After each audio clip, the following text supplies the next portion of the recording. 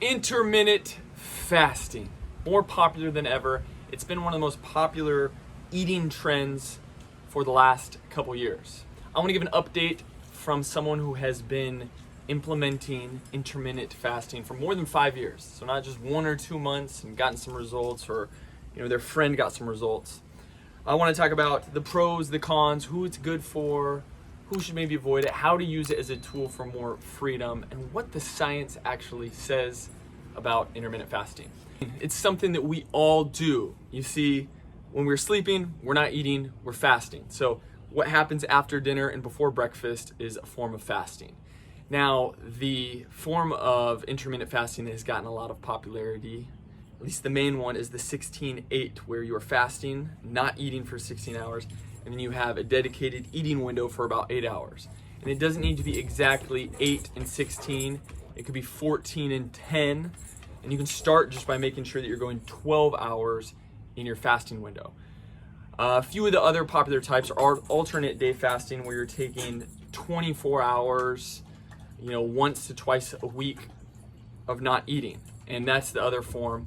So in the big picture, it's allowing you to offset, and you're going to be eating less in those periods of time. So it tends to favor the people that are trying to burn fat or eat less or focus on not eating.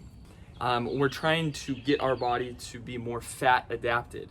You can think that if we're awake for 4 to 5 hours without eating, our body is using activity for our brain and the movement that we're doing.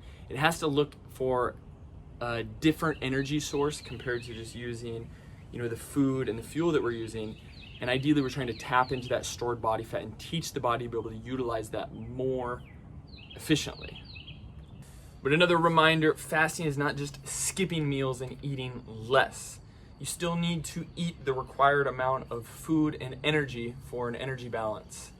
Now, there is data and a lot of studies that have been done more recently in the last couple of years to support the benefits of fasting, to show that it can help with the prevention of degenerative diseases. It can help with blood sugar related issues.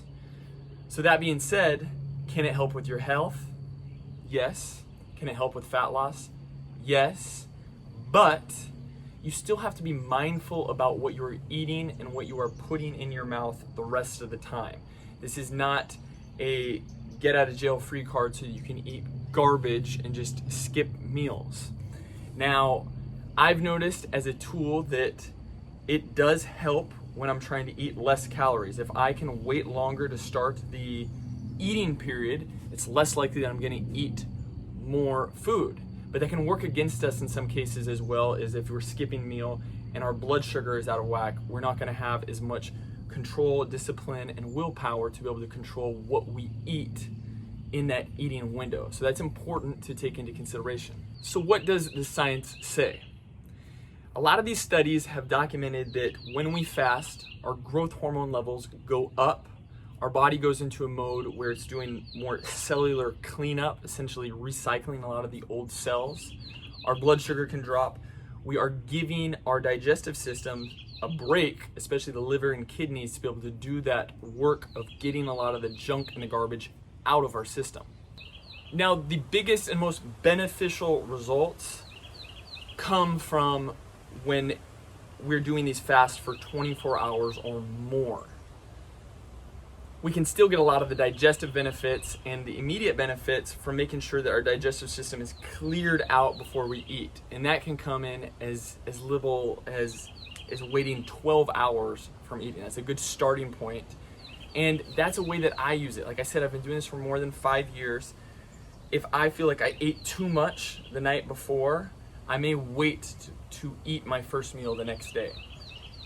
If I'm going through a period where I'm trying to burn more fat, by me waiting longer, it's so much easier for me to get by without craving food because I haven't started that cycle.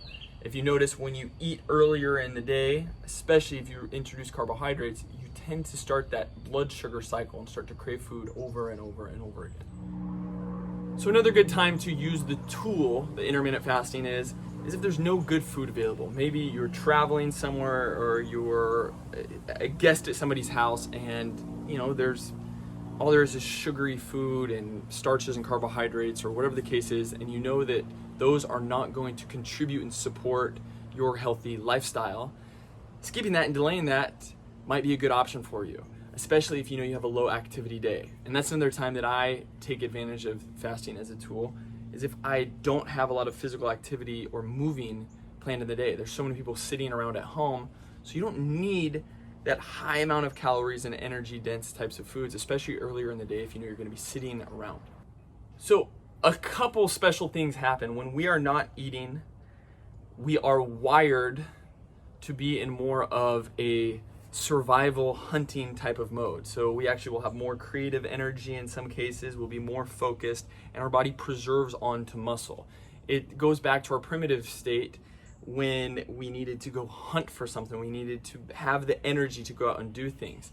And that's why being slightly hungry can be a favorable state to be in when you need to use that creative energy, and you don't have to worry about losing muscle. I was skeptical that if I skipped meals or went 4 or 5 hours, 6 hours, I would be hangry if I didn't get to eat.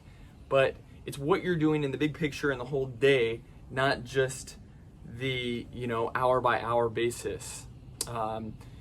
Where it can make a difference is how you tolerate blood sugar and energy. So if you know that you do better eating every 3 to 4 hours, that's great. You can do that, or you can eat 2 meals a day. There's so many different ways to get the calories in that make you feel better. As I mentioned before, it tends to favor people that are trying to lose fat and lose weight more than it is to build muscle.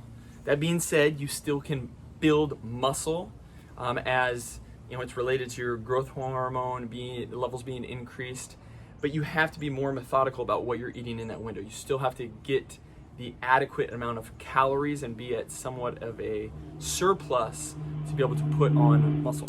So to recap, the most oftentimes I'll use it as a tool is if my stomach maybe feels full, or I have some food that I ate the next day before that didn't digest well. If I'm trying in a phase to be able to eat less overall, burn some fat, if I want more focused energy, if no good food is available, those are times where I might implement that, but I'm not married to it. Maybe I'll do it a few days per week, but on average, daily, I try to go at least 12 hours from my last meal to my first meal. The only reason that usually ever changes is if I ate very little the day before and I know I have a big, heavy activity day the following day. But other than that, it doesn't affect performance. You can find out that your training is just as good on an empty stomach in the morning. It just takes getting used to. So who is intermittent fasting not good for or not recommended? As you could imagine, pregnant women or somebody that is nursing, if you are trying to conceive a child, if you have blood pressure issues or diabetes, these are things that you would maybe want to look into, or maybe talk to a doctor or a medical professional to get a better idea about that. And then also anybody that has a past history of eating disorders should probably be very careful and cautious when trying to do intermittent fasting, because it is something that can add more stress and could be a slippery slope. And that's the other thing. When we fast, it's a short-term version of a stress. So if your body's already under a great deal of stress, it's something that you might not want to add on that burden of extra stress for how to get started. My best suggestion from experience is starting with a 12-hour window. So stop eating, let's say at 8 or 9 o'clock. Just make sure that you have 12 hours. So it's 8 or 9 o'clock before you start eating again. And then you can slowly start pushing it back, but you can have peace of mind knowing that good things are happening. And then when it gets to 12, 13, 14 hours, you can stick with whatever starts to feel best for you. But at first it might be challenging because your body's used to having this fuel source and all these different habits of feeding yourself and relying on this energy from glucose and the foods that you're eating. And so mentally it's gonna feel a little bit different, but you start to adapt over time, your body gets used to it, and that's where you become more metabolically adapted to it. As with everything, there's a lot of resources and different examples and studies online. The best way is to try it out for yourself to see if it's something that helps you out as a tool to give yourself more freedom. Check out the different research. Hope this was helpful. I just wanted to give an update because I get asked about it all the time, my opinion on fasting. And it's not a replacement or a diet. It's something that can work with any style or any lifestyle, any way that you choose to eat. So I hope this was helpful. Thank you for watching, and keep living a peak performance life.